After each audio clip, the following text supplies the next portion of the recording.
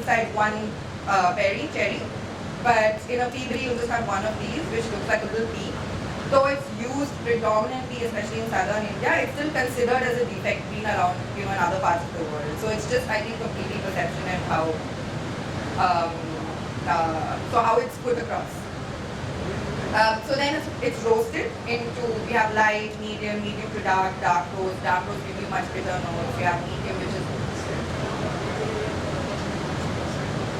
yes, from the same plant. You can have the same defect in Arabica or in Robusta as well. So we have 3 different roast profiles, just for your understanding. Light, medium and dark. So you choose your roast profile depending on what flavors you want, and then of course your brewing equipment. So when we talk about brewing equipment, you can either have light bodied coffees, medium bodied and full bodied. So when you talk about body of a coffee, you're talking about the mouthfeel that you have when you sip it. Coffee has the oils that are in there already, a lot of essential oils, and depending on the kind of extraction process that it goes through, the amount of oils that are extracted are very different. So if you do something like a pour over, which Shruti is going to demonstrate for us now. So today we're going to be demonstrating 3 different processes. So we have a pour over. This little conical chemistry looking equipment is called a chemex. And you have a filter paper here.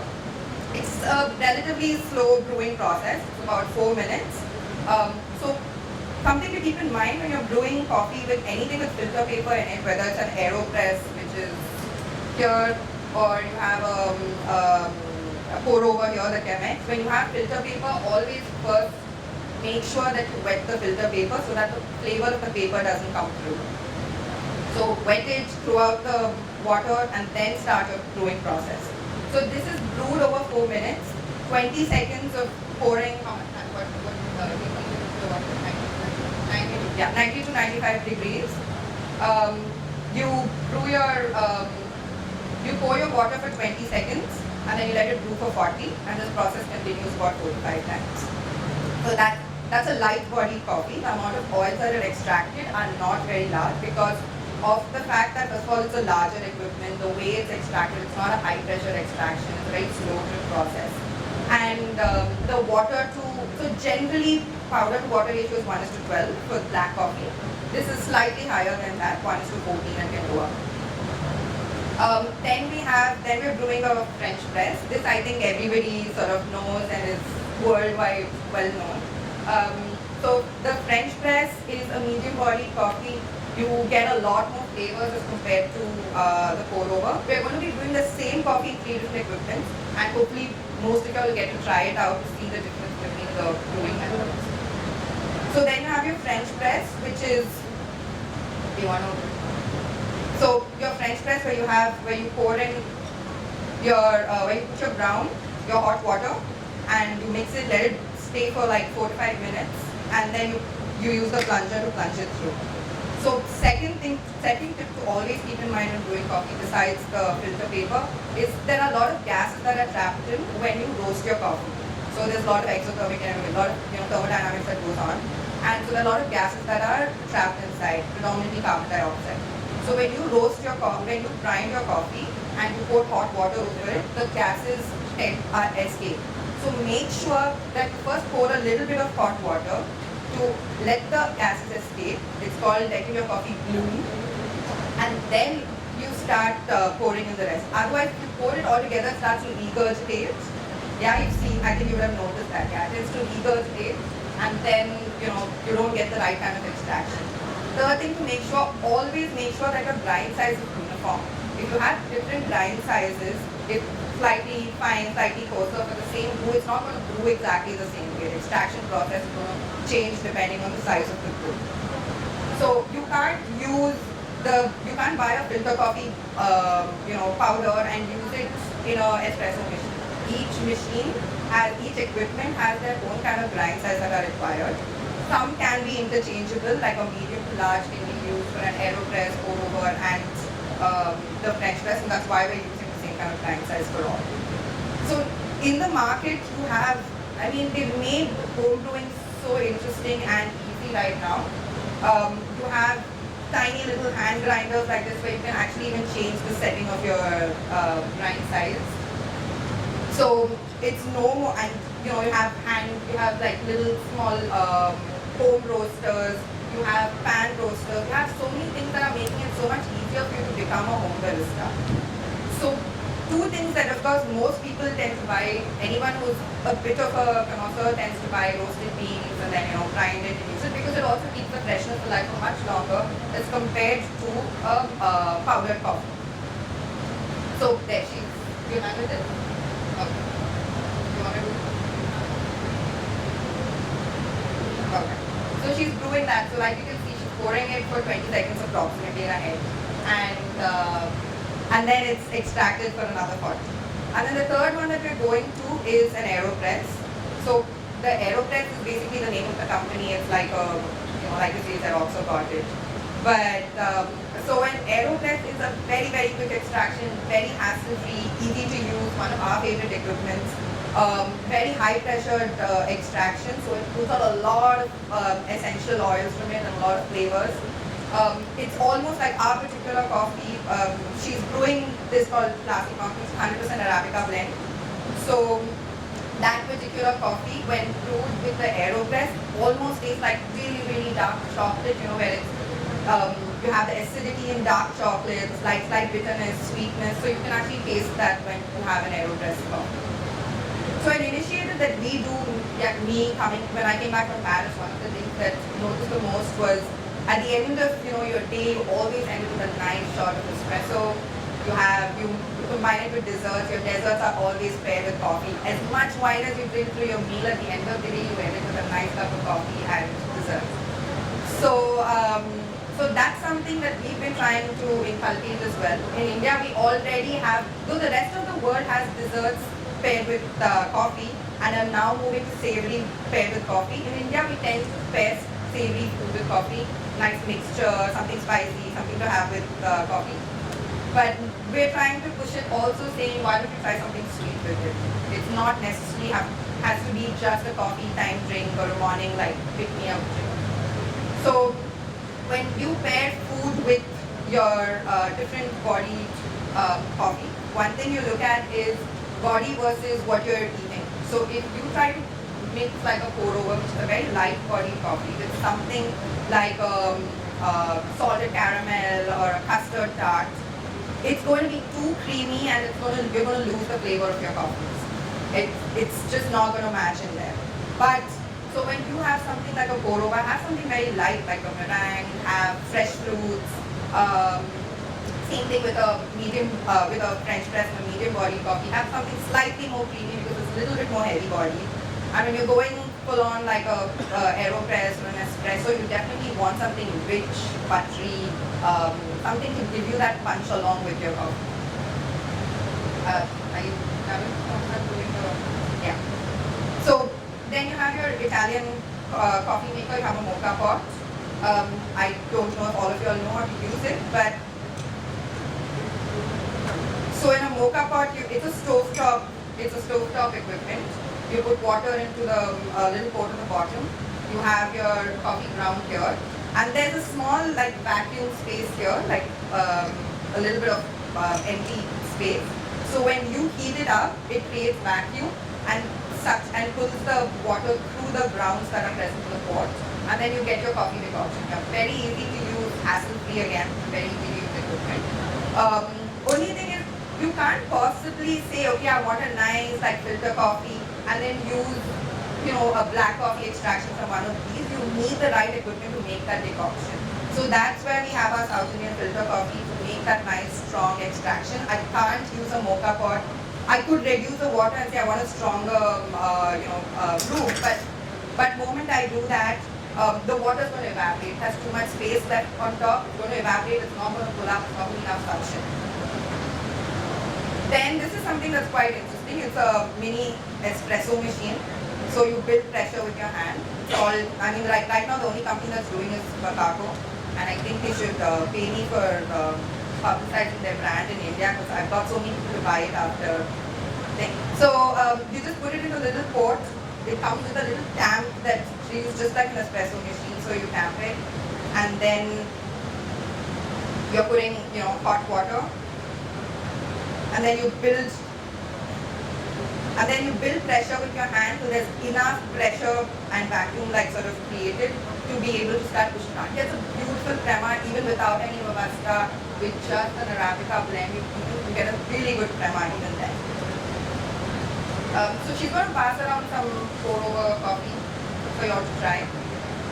And immediately, maybe after that, French press, so you'll get an idea of how different it is. Do you have any questions, anything in between that you would like to ask? Yeah, same powder, exactly the same powder problem. It's 100% Arabica blend.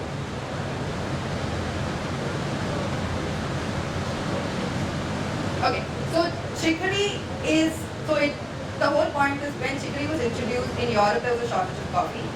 And so they started using chicory, which is a root, to add to this coffee as a purist, I would call it an adulterant, but not necessarily. So it's not harmful for health, it's not any of that, of course. So chicory adds the thickness, adds a little bit of that strength that we get in a Robusta, as as a specialty coffee, all you use Robusta to give you that sort of thickness. It gives you color. So that is something that South India picked up and we've gone with it. But of course now things are changing. People are becoming more aware of what they're drinking. They want their pure coffee.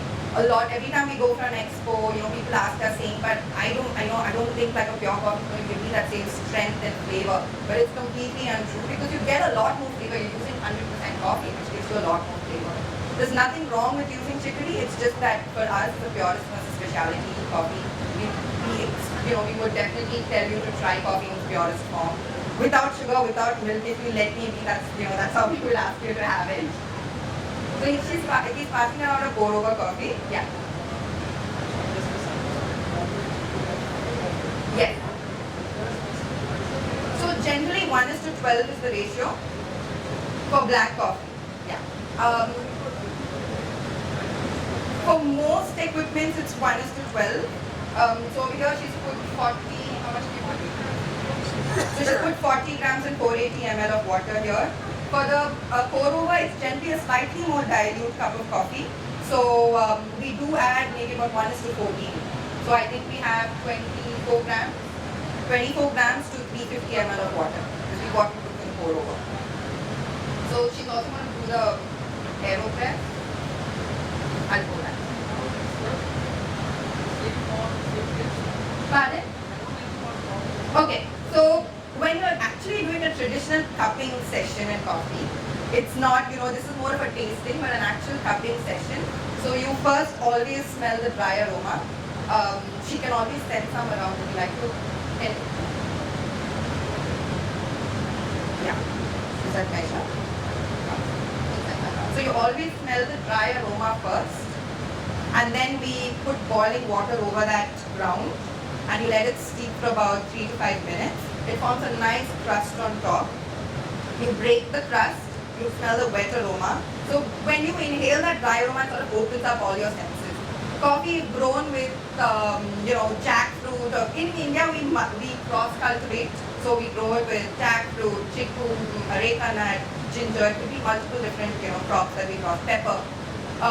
So some of these taste notes actually get imbibed in your coffee. So when you actually smell it, you can smell the spices. If it's grown next to a chiku, plot, you can actually smell the chiku. So that's how strong it is. It takes on all these flavors. And some buyers actually get excited about this and they want that particular, from a particular plot where they get those sweet, fruity flavors from. So that's why you inhale and you open up all your senses with your dry aroma. You break the crema, smell the wet aroma, see the difference in what you're experiencing. And then you slurp it in so that it hits the back of your tongue. And that's when you're looking at the body, you're looking at brightness, which is acidity in a cup, you're looking at woody notes. Like in whiskey, you might love the woody notes, but in coffee to a certain extent you love it, but beyond that you're saying no, you don't want it too woody. Brightness, I particularly love acidity in a coffee, but it's not necessarily true with most people. That if you are a true, taste cupper, you will even realize saying, okay, it's not just acidity that's from, just acidity to de-acidity, you can actually say saying it's citrus notes that are orange citrus notes that I can taste. It's lemon citrus notes that I can taste. So that to that extent you can taste the acidity in coffee. Then you're looking at, of course, body. You're looking at sweetness. You're looking at fruity flavors that you can try. Bright berries. So these are the kind of flavors that you taste. So in a pour over, it's a very mellow drink. You don't really. It's more something. First of all, the brewing itself is such a sort of relaxing act. Play some music, pour yourself some nice, like 4 minutes. You're brewing. You have your time to yourself. And it's something that you can have post your meal, where you just want to sort of sip on something for a while longer. You're not looking at, you're not looking for the kick, but you're looking at something to keep you going for a while. I think a pour over coffee is great like that, because it tastes nice, cold, hot. It's not strong. You can have a big cup and sip it for a long time. It's almost like an Americano. It's like a watered down, espresso. But brewed the right way, so it has a lot more flavors. I think you'll have, yeah. Pardon, mocha pot? What kind of blend? So anything black, I would say have more of an Arabica in it, of course, as compared to Robusta. You can have a mix of it, but definitely a little bit more, definitely more of an Arabica, because that's what gives you the sweetness and the taste in your cup. But Robusta is what gives you the nice thickness, the crema, the mouthfeel is what a Robusta gives you. So in a mocha pot, maybe a medium to dark roast Arabica would be really great. For sure. And even like any cherry coffee tastes really nice, because it's really fruity in flavor as well. So this is an Aeropress. So it's just a 2-minute process. You put her coffee grounds, put again about 92 to 95 degrees water. You mix it. Let it sit for just 1 minute, and then she slowly extracts it, brews it into, it's good for 1 or 2 cups, that's it. It's a great travel equipment. So did y'all, the ones who had both the cups of coffee, did y'all notice any difference in taste profiles from like one to the other? Yeah? So which one do you prefer, the milder one or the punchier one, which is the medium bodied coffee? You like the French press, so then you'll definitely like this much better. It's much punchier. You get a lot more flavors in it. And also, like in this particular Arabica, when it's sad, even cold, it's so bright. It's got so much sweetness and acidity. You can even drank cold. It actually tastes wonderful. So she's going to pour. I think it's going to be very little bit for everyone in this, but for the ones who like to try it, please do. It's very strong. Any other questions? Pardon? You? No, but then the flavors don't come if you add more water to it. It's extracted the right amount right now. So you wouldn't want to dilute it anymore. 1:12, generally. For a pour over, you use about 1:14. So have you all heard about cold brewed coffees? Is that something that you all have been introduced to? So these are all hot extractions. So now the new thing that's picking up the trend worldwide is cold brewed coffees. There's no heating to the process. It's a completely cold brewed. You like it? So it's a completely cold brewed process. So at home you could do it. You could literally just take like a jar of a mason jar, put coarse ground coffee in it. Cold water, somewhere. She'll brew some for you again. So coarse ground coffee with cold water. The proportions could vary depending on how strong or you like that. Yeah. Depending on how strong or light you want it. If you make it stronger, you could always mix it with water, simple syrup, have it sweet. So like I was saying, so you mix it with cold water. And you keep it for anywhere between 18 to 24 hours. The caffeine content in cold brew coffee is much lesser. The the acidity is almost 1/3 of a normal hot brew process with the same coffee. So store it in the fridge. You can store it in the fridge or you can keep it at room temperature. Either is fine, but once you've brewed it, definitely keep it in the refrigerator, because it starts getting rancid very fast. It's something you can't keep it for a long time. So does it catch bacteria in that 24 hours? No, it does. So, like I said, so you brew it for about 18 to 24 hours. You have the acidity content, the acidity is only about 1/3. The caffeine content is only about 30% of what you would generally have. There's no heating to the process at all. It could be had with milk. You could brew it stronger and have it with milk and make it a nice fun drink. Else you could have it just the way it is.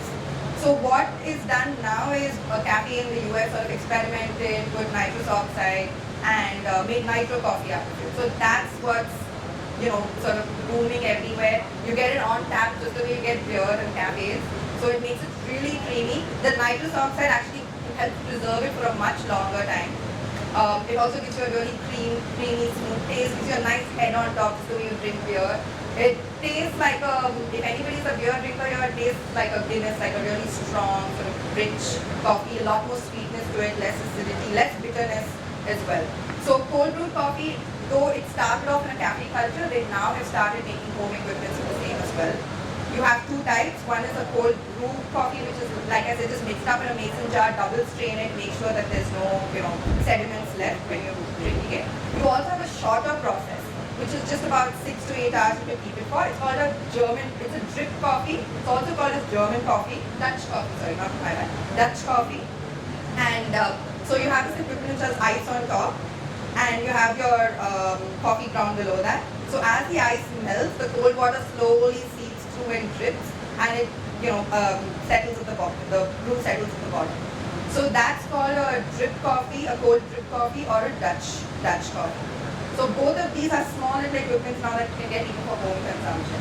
So you can make a whole party out of it. It's something I wanted to show you as well. So in Bangalore they have something called a magic hour now that a lot of ladies. So it's basically like a sort of intellectual kitty party that people are having. And it's completely based around coffee between 12 to 1 p.m. 10 a.m. to 1 p.m. For an hour in the mornings, where they have they meet around really gourmet coffee from India, from around the world, and different kinds of sugars that they can use in this coffee, different types of processed coffees, and the whole intent is to savor these coffees while they have some nice workshops that people are creating. So this whole hosting around coffee has become such a large sort of picking up concept. So with these equipments, it makes it so much more easier, and if you know how to brew it right, that's where it comes from. You can have the best of the best coffees. You can say, it's like a 90+ coffee, around the world, but if you don't know how to brew it the right way, you're definitely not going to enjoy the So, yeah, in Bombay? Oh, so I don't know where you can get it in Bombay, but bulletproof coffee is basically a brewing method. So bullet coffee is brewing coffee with butter and a little bit of salt. So you don't add milk, you use butter to brew the coffee. And that gives you that nice, rich sort of creamy, it's almost like having a dessert. And salt is a taste enhancer. That's what salt does. Salt is not a flavor, it's a taste enhancer. So a little bit of salt enhances the flavor, slight bit of bitterness, acidity, sweetness, with that creaminess from the butter, and that's called bullet coffee. Yeah. So you can brew it at home. It's not available in Bombay. I don't know where they serve it. I'm not from Bombay, so I'm not sure where they serve it in Bombay. But I mean, maybe I could find out and let you know. But you could brew it at home, buy one of these equipments, and you could make yourself a... Yeah. And yeah. So she's saying they also add coconut sometimes, coconut milk, coconut oil sometimes. So it's butter or coconut oil, sometimes mixed together as well. So it's not liquid butter where you melt it and put it. I think when you're brewing it itself, you put the decoction and the butter together and brew it together. So that's bulletproof coffee. So you all can definitely, I'm ending the presentation here. Anybody has any questions, please do ask me. And you can have a look at any of the equipments that are here. Any questions, anything you want to ask me offline or here as well. Thank you so much.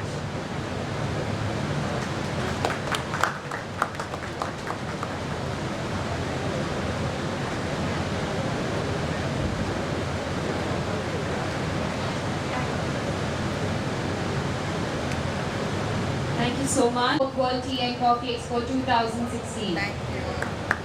Thank you. Thank you so much. Thank you. Brewing is important, then is the Thank you. taste. Thank